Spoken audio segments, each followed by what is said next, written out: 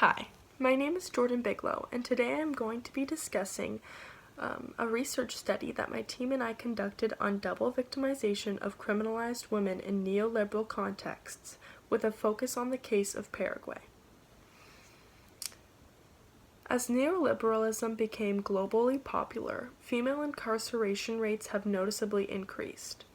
The purpose of this study is to examine the case of Paraguay and its neoliberal government, which systematically incarcerates the precarious and utilizes physical and emotional violence against women in the process of incarceration. Findings have proven this to be true, as marginalized women are overly incarcerated and disproportionately likely to experience abuse while in custody. Paraguay became a liberal democracy after the development of state and during the upbringing of Washington consensus neoliberal goals for state development. The current existing social programs are thought to be remains of the totalitarian past, meaning they are morally unjust. Due to previous governments in Paraguay, neoliberal ideologies are understood to be freeing. The poverty rate sat at 24.2% in 2018, with higher rates among the rural residents. Under and unemployment rates are also puzzling, with figures of 7.2% and 6.9% in 2019. Of those who are employed, 64% work in the informal economy. This means that workers make no Social Security contributions, no occupational or safety protections, receive no health benefits, no maternity leave, and are not registered taxpayers. Women are specifically underrepresented in the informal economy, where there is even greater gender wage gaps than in the formal economy.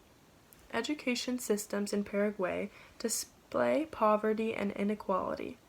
Paraguay ranked at the bottom of Latin America's educational systems.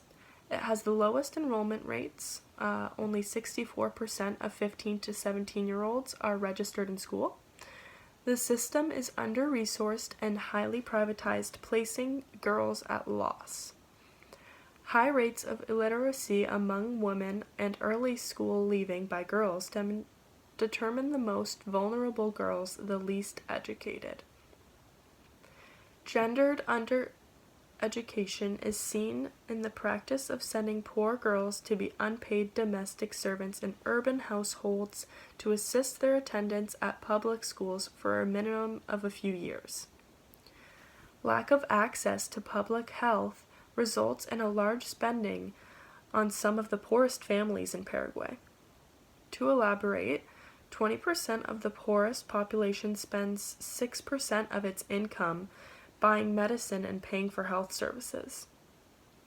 Women in Paraguay deal with the burden of the expense for private health care, making them more likely to die as a result of the reproductive process than women in other Latin American countries.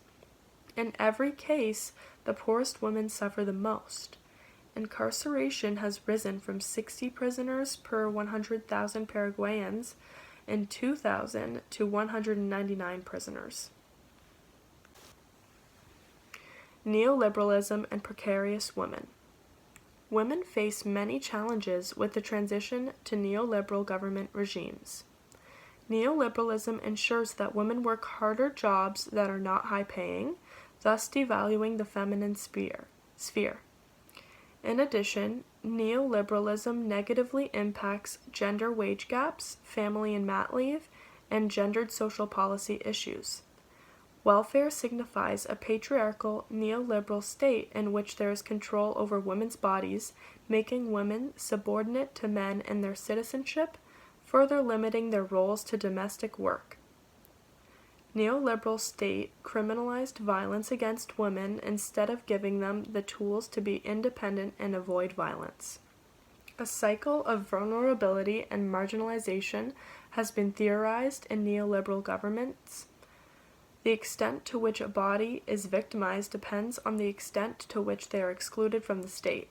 Exclusion is classed, racialized, and gendered. Thus, neoliberalism is highly dangerous for women and girls. Double victimization of marginalized and neoliberalism. An increase in incarceration rates among the vulnerable coincides with small government sensibilities of late capitalism. Current paradigms in neoliberalism suggest the path of double victimization, in which the state creates a set of offender victims, then punishes group members based on their status. Vulnerable individuals are made to be victims through inaction from the state, then their status as a victim is criminalized. In neoliberal governments, double victimization is when women who are already considered vulnerable through social policies are succeedingly criminalized by the state. The case of Paraguay. There are many violations of international norms for the protection of human rights in Paraguay prisons, suggesting widespread violence against incarcerated women. Population in prisons has increased by about 400% since 2000 in Paraguay. Total number of female prisoners has quadrupled. Crimes that wound people up in prison vary with gender. Women incarcerated for drug-related offenses are charged with acting as mules in low-level possession. Women in Paraguay in prisons. Women's prisons in Paraguay are typically men's prisons with women's areas where they experience overcrowding, lack of privacy, and corruption. In Paraguay, all prisoners are not guaranteed food or access to water, health, education, work, or recreation. It has been found that prison officials sexually harass and beat women inmates.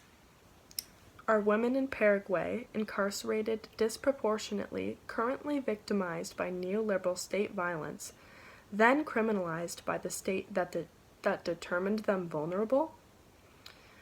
In simpler terms, our research question asks if women considered vulnerable in the eyes of neoliberal policies are more likely to be victimized by state agents whilst under their authority.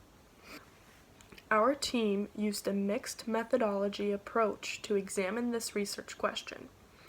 We conducted a large survey that represents 96.5% of the total population of incarcerated women in Paraguay. We presented findings from extended interviews with 11 inmates that represent the population of interest at hand. To effectively study the research question, we presented variables directly related to the existing literature: undereducation, illiteracy, maternal status, and housing insecurity. Quantitative data. Our focus was on the proxying axes of oppression: undereducation, illiteracy, maternal status, poverty, and housing insecurity. In total, there are 18 prisons in Paraguay, 2 of which are women's prisons, 2 have wings specifically for women, and 5 prisons have segregated units for women. In December 2015, when the census surveys were administered, there were 813 female prisoners across 9 institutions. 3.5% of women decided not to partake in the survey after we explained our objectives and purpose. Therefore, we analyzed 96.5% of the population of female prisoners in Paraguay, a total of 785 women. Qualitative data. We conducted semi-structured interviews with incarcerated women in the capital of Paraguay. The interviewees volunteered to participate in an audio-recorded interview. To conduct the interviews, we asked about 8 main axes: socio-demographic data, educational background and family history, economic and occupational position, criminal history, incarceration experiences, and experiences with violence. We also asked about their plans for life post-incarceration. Other topics of conversation in the interviews consist of undereducation, illiteracy, maternal status, poverty, and housing insecurity.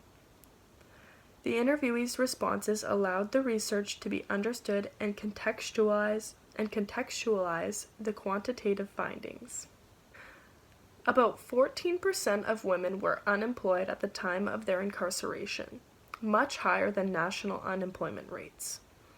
For many of the women interviewed, their childhood poverty realities led into criminalized realities in adulthood. Drug trafficking highly correlated to poverty. Income from the drug business ranged from 4 to 10 times higher than domestic jobs.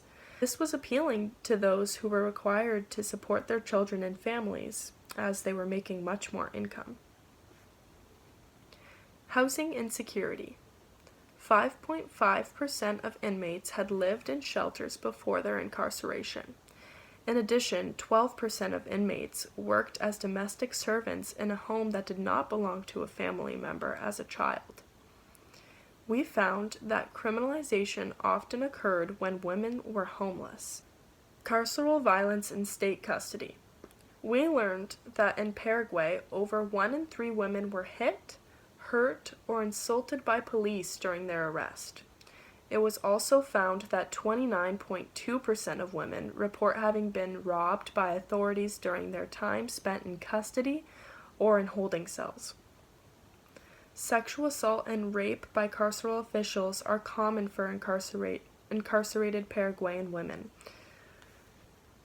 The purpose of the research conducted is to advance individuals' knowledge about criminalization in neoliberal contexts. We examined double victimization, incarceration, as well as state violence in Paraguay. Our research confirmed that of existing literature.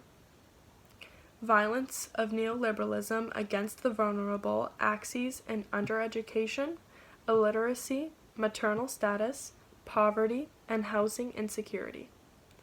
Data proved that the most vulnerable suffer in neoliberal governmentalities. Women prisoners are likely to be undereducated, mothers, poor, and without secure housing. In this neoliberal context, we see women of Paraguay excluded from the state and cyclically in a pattern of double victimization. Thank you.